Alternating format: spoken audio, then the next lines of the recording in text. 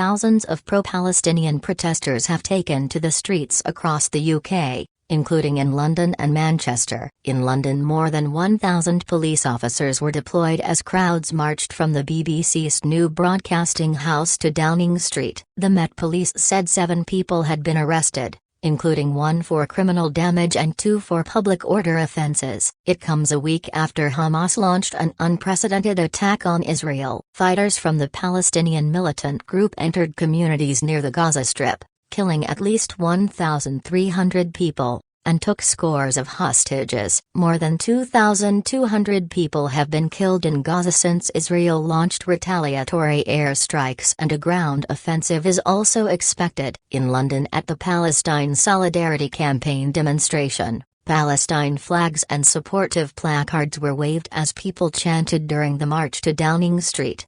The Met Police said as of 17:30 BST on Saturday its significant policing operation was still active. It said the march had ended and the majority of the crowd have dispersed. In a separate statement, the force said there have been small pockets of disorder, including flares, bottles and fireworks being thrown at police. Officers remain in the Trafalgar Square area, it added. Police had earlier warned that anyone showing support for Hamas, a proscribed terrorist organization, or deviating from the route, would face arrest. Police appeared to detain several men in Trafalgar Square. One person allegedly threw an object at a police van at the pro-Palestinian demonstrations, near to Nelson's Column in Trafalgar Square.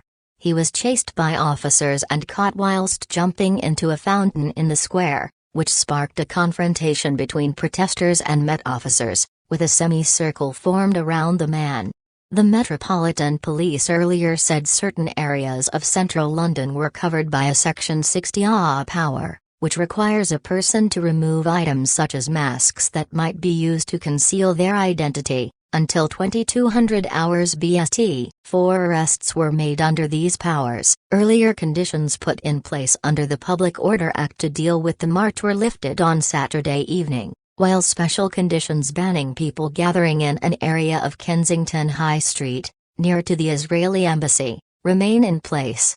The force said it was aware of people lighting flares or fireworks and said, "Action will be taken when we identify those in possession of throwing them." Protesters on the route to Westminster could also be heard chanting Rishi Sunak, "Shame on you," and the slogan "From the river to the sea, Palestine will be free."